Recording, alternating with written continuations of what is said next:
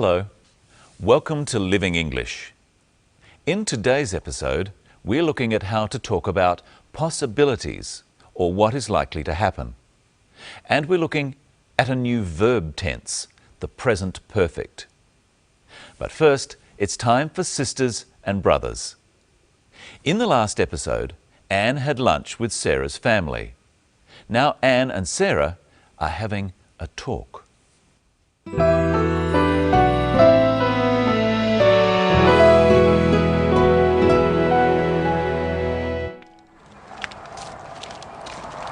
I'm sorry about my brother. Not at all. You have a lovely family. Everyone seems so happy. Anne, what's the matter? There's something I haven't told you. Oh, what is it? When I met your brother, I was thinking about my brother David. I haven't seen him for 2 years. How come? He's missing. One reason I came to Australia is to find him. I'm so sorry. Have you had any luck? Not yet.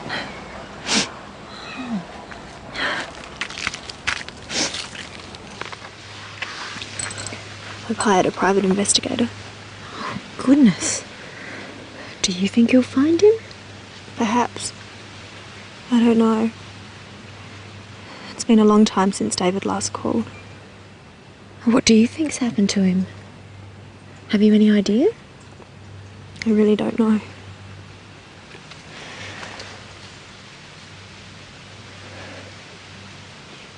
I can't help thinking the worst.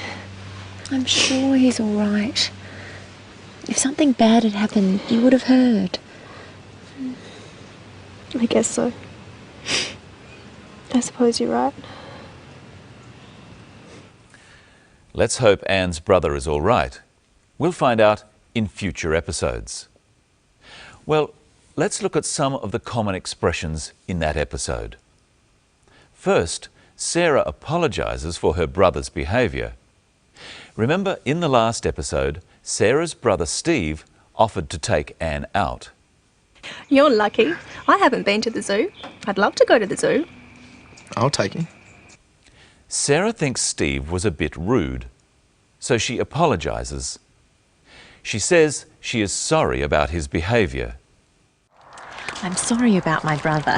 Not at all. You have a lovely family. Sarah says she is sorry about her brother. Practice with the clip. I'm sorry about my brother. Not at all. You have a lovely family. Anne says, not at all. She means Sarah shouldn't worry. She's not upset or offended. Remember, in a previous episode, we looked at the phrase, don't mention it. Not at all is another way of saying, don't mention it. Practice with the clip. I'm sorry about my brother. You have a lovely family. Anne tells Sarah she is looking for her brother who is missing. Listen to this clip. I've hired a private investigator. Anne says she has hired a private investigator. She has hired a detective. This is an example of present perfect tense. She hired a detective, and the detective is still working. Present perfect is used for actions started in the past that are still true. Present perfect is made from the verb have and the past participle of another verb. First, let's look at the verb have. Repeat them with me. I have. He has. She has. It has.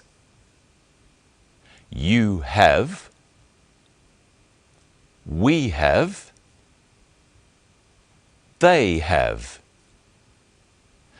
In our example, she has hired a detective. The past participle of the verb to hire is hired. so this can be added to the verb have or has to make the present perfect tense, like this. Usually, we shorten the have and has like this, so we would say, I've hired a detective.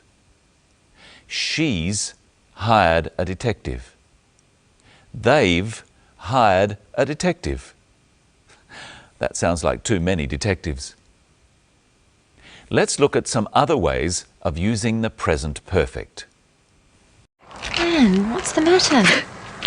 There's something I haven't told you. Anne says there is something I haven't told you. This is the negative. If Anne has told Sarah, she would say, I have told you, or I've told you. But she has not told Sarah about her brother. So she says, I have not told you, or I haven't told you. Practice with the clip. Anne, what's the matter? Anne, what's the matter? There's something I haven't told you. There's another example in the story. Listen. When I met your brother, I was thinking about my brother David. I haven't seen him for 2 years. Anne says she hasn't seen her brother for 2 years. The last time she saw her brother was 2 years ago, and up until today, she still hasn't seen him. That's very sad, isn't it? Yes, it is. Hello, Michelle. Hello, Brenton. 2 years is a long time not to see your brother. How else could Anne have said that? Let's look at 3 little words. For, since, and ago. They are all used to talk about time in the past. So if I say I haven't seen you for a week, what do I mean? A week has passed, and in all that time, you haven't seen me. So this is a week. And you haven't seen me in all that time. How sad. I could say I haven't seen you since last Monday. What does that mean? Well, you saw me last Monday, and now you're seeing me again. And how wonderful it is. So for is used for a period of time that something goes on. For a week. For 2 hours. For a year. Since is a specific time in the past. Since 10 o'clock. Since yesterday. Since last year. What about ago? You could say you saw me a week ago. I saw you a week ago. Ago refers to a length of time before the present. So we could say 2 hours ago. If it's 12 o'clock now, what time was it 2 hours ago? That would be 10 o'clock. And if it's Monday today, what day was it 2 days ago? Saturday. Exactly. Now, today we're going to look at some more very useful words. First, let's see another clip, and my question is, does Anne think the detective will find her brother? Do you think you'll find him? Perhaps. I don't know. Does Anne think the detective will find her brother? She doesn't know. How does she tell us this? She says, I don't know. Does she think he might? Well, she thinks it's possible. She says, perhaps. Perhaps is a very useful word. It means you don't know. It is possible. There are a number of words and phrases in English like this. Let's look at some and see how to use them. Here's a chart. If you are sure the answer is no, or you disagree with someone, then you will say, definitely not, or I don't think so. Try after me. definitely not. I don't think so. If you're not sure, you could say maybe, possibly, or perhaps. Try after me. Maybe, possibly, perhaps.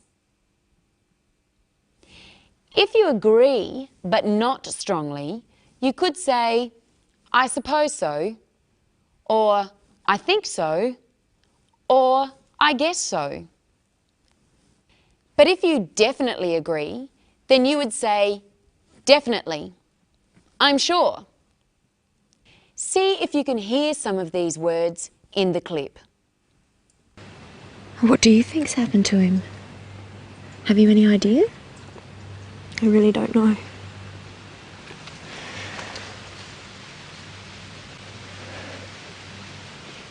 I can't help thinking the worst.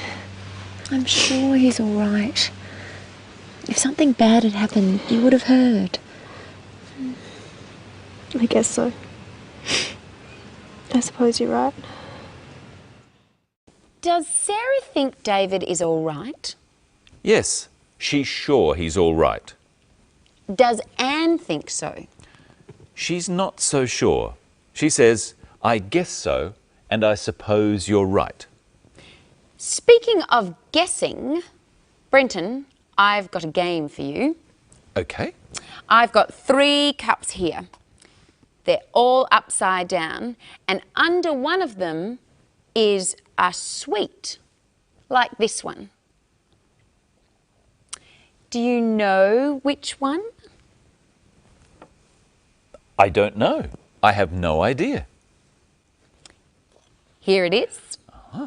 Now watch carefully while I mix them up. Now, where is the sweet? I think it's under this one. Are you sure? I think so. I'm fairly sure. What do you think at home? Is the sweet under this cup? Are you sure? Or do you think maybe? Or definitely not? No. No. Do it again, do it again. Okay. I'll get it right this time.